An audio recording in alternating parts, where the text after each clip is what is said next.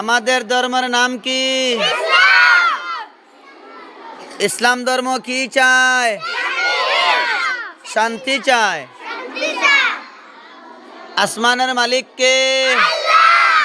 জমিনের মালিক কে? আমাদের সৃষ্টিকর্তার নাম কি? খাওয়ানে वाला কে? বাঁচানে वाला কে? মারনে वाला কে?